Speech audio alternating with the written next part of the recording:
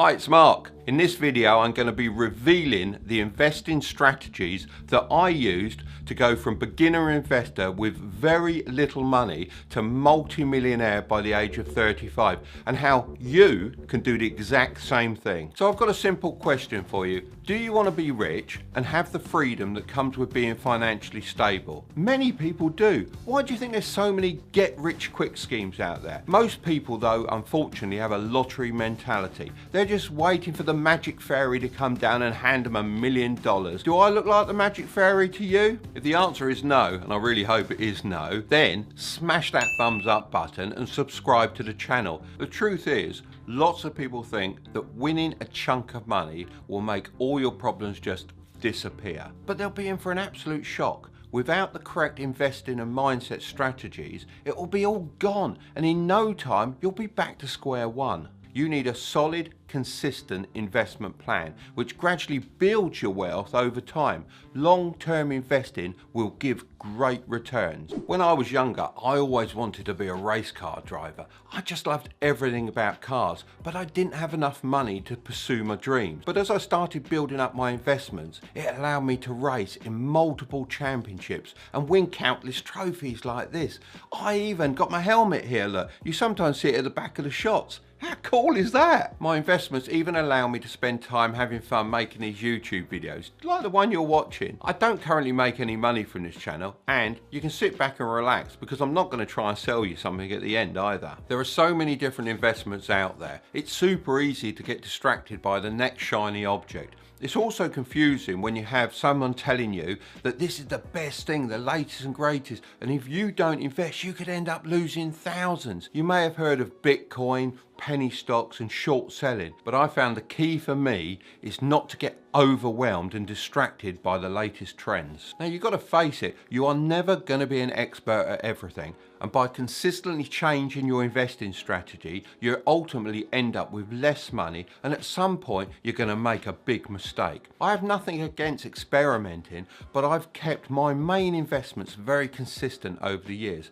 and I make sure to only invest large sums of money into things that I understand completely. I'm not going to pretend that I have all the answers, but I am going to be completely transparent about everything I've done that's helped me acquire a multi-million-dollar net worth. I'm a businessman and not a financial advisor, so I don't consider this financial advice.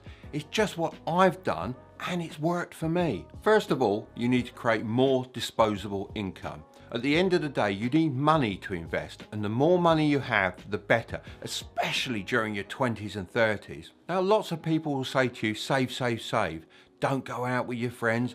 Don't drink that overpriced coffee. Don't buy that nice car. I don't completely agree. Of course, saving is a big part of this, but you have to enjoy your life. There's really no point making yourself miserable just for the sake of saving an extra few dollars. You should focus most of your time and energy on increasing your income. You can do this by learning new valuable skills, having a side hustle, or building a scalable business. You don't have to settle for money you get from your 9-to-5 job. You need to be focusing your time on finding ways to supplement or replace it. When I was in my early 20s, I realised my income as a carpenter, earning less than $3 an hour, was never going to give me enough money to invest. It hardly even paid my bills. I needed to find a way to dramatically increase this, and this is when I started my journey into the business world. Investing and business really work hand in hand. The saying is very true. The more you learn, the more you earn. And most importantly, the more you can invest. Be really aware of your lifestyle and make sure to keep it in check. Just because you're earning more doesn't mean you should be spending more. Think of someone like, say, I don't know, Ed Sheeran.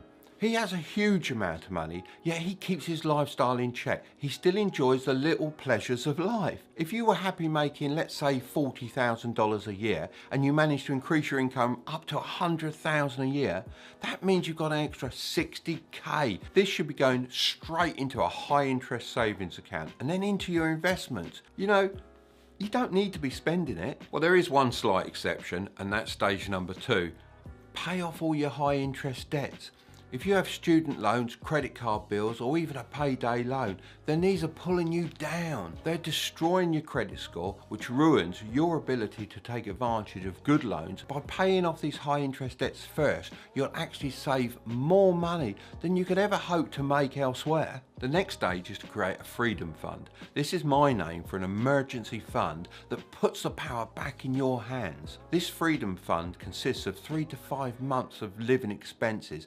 It protects you if you decide to quit your job, as well as a lot of other situations such as recessions, depressions, or even worldwide epidemics. Okay, so you've increased your income by learning a valuable skill, or maybe invested in your own business. You've kept your lifestyle in check, you've paid off all your loans, and you've created the freedom fund. Now, and only now, is the time to start looking at other options. Let's start off with the lowest risk option. Index funds. An index fund is a collection of investments that you can put your money into and own a percentage of the entire thing. This gives you a fantastic diversification and protects you from poor stock choices. For example, let's say you got $1,000 and you invest it in, I don't know, let's say Apple stock. As they're a big company, right? They're going to be safe. As soon as your money goes in, the company takes a turn for the worse, causing the stock price to crash. The result could be that you lose the majority of your investment. This is where index funds come in. Instead of owning just Apple stock, you could take that $1,000 and invest it in something like the S&P 500, which gives you small shares in Apple, as well as Microsoft, Amazon, Facebook, Visa, Disney, and many more. You're a shareholder of all these major companies. Now, if something happened to Apple, it would be balanced out by the other investments in your index funds. Now, lots of people will try and convince you that a mutual fund is superior. A mutual fund is very, very similar to an index fund, except it's controlled by a very smart person whose job it is to pick the stocks in the fund. The purpose of a mutual fund is to try and beat the market and get better results for the investor. However, in the vast majority of cases, you'd be much better off putting your money into a simple index fund with less risk and often a greater return. This is because index funds charge extremely low fees. The S&P 500 charges 0.07% annually, and mutual funds charge high fees, between 1 to 2% of your account balance annually. If you invested $10,000 into a mutual fund, then $200 would go straight into that fund manager's wallet every single year, even if he caused you to lose money through poor stock choices. On the flip side, if you had the same amount invested in the S&P 500 index fund, then only $7, yes, just $7 would be leaving your account annually. This is because index funds are passively managed and therefore don't have to pay a manager who may or may not be doing a good job. For long-term investments, I love using Vanguard index funds, as I like these, they're so easy to use. I'm not affiliated with Vanguard in any way. I just like the way it works. I also like to mix it up a little bit with some international funds and bonds to diversify my portfolio even more. The older you are, the more bonds I recommend you invest in. And I don't mean James Bond either, although he is pretty cool. The investment method I put the majority of my money into is real estate. I am much more of a real estate guy than a stock guy. I like real investments I can feel and touch, but I appreciate that it can be hard to buy properties with little money, but it's certainly something you should be saving for. My first property was a 1-bedroom apartment and I loved it. It was mine. It cost me around $50,000. And when I moved out, I decided to rent it $500 a month. I had this property for around about 10 years, and when I sold it for $150K. And after this, I was obsessed with the money that we could make from real estate. Now, this is a good time to decide which type of investor you are. The first type is a capital gains investor.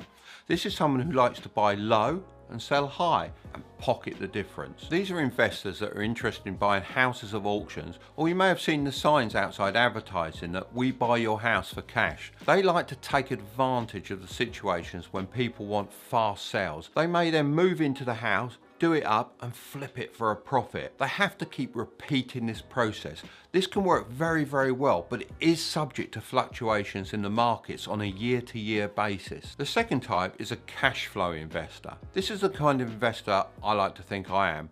I'll never buy a property if the rent won't cover the mortgage. I like to follow the 1% rule, meaning if I buy a property for $100,000, then at minimum, I want it to bring me in $1,000 a month. Otherwise, to be honest, I'm not buying it. Now, let's talk about one of the most risky options, individual stocks. I get asked about this type of investment daily, and I understand why.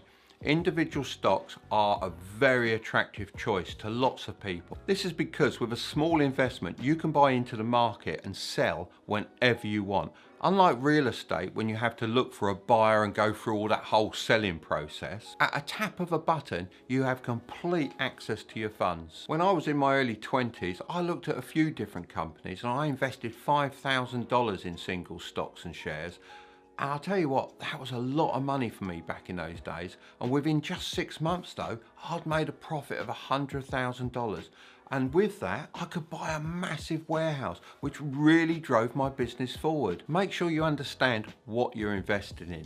I see many people investing in stocks because their friends said they should. If you don't understand it, it's quite simple. Don't invest. I use 2 methods of valuing stock. The first way is called quantitative analysis. Something that might surprise you is when you Google the price of a stock, that isn't the actual real value. It's more an estimate. I like to look at the company's quarterly earnings reports, which includes things like balance sheets, income and cash flow, to get a real sort of feel for the value of the company. You can easily find this information on the internet. The second way is called qualitative analysis. This isn't about the actual numbers, but more about the abstract qualities that make a company great. A good example of this is Tesla.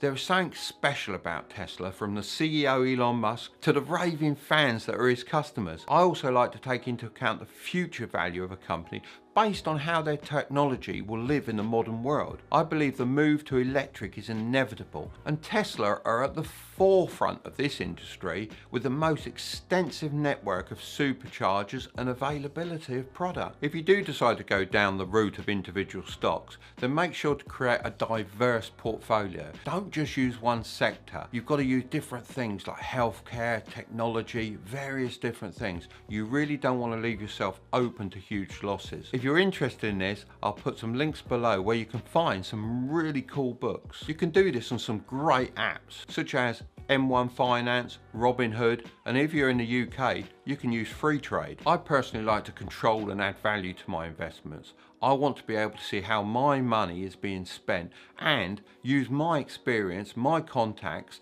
to be able to sway the odds in my favour. This brings me finally to my private business investments. This allows me to mix buying shares with my own business expertise. Think Shark Tank and Dragon's Den, but on a much smaller scale. I regularly get messaged about investment opportunities, and in return for my money and knowledge, they give me a stake in their business. Recently, one of my connections out in China contacted me as he wanted to give me shares in his new hotel supply business. This is me and him at the biggest independent hotel show in the UK. He needed someone he could trust that understood the business landscape and also spoke English. He wanted me to help open the doors and the opportunities for him in the English-speaking market. He flew me out to China so we could inspect some of the supply chain and also give me a good idea of what we could offer our potential clients. Now, the nice thing is I'm extending my house at the moment, so I was able to get all sorts of building materials, even a nice hot tub. It's on its way. Should be nice. We'll have to do a video from there one day, but I'm not sure you're going to want to see that one. It might be X-rated.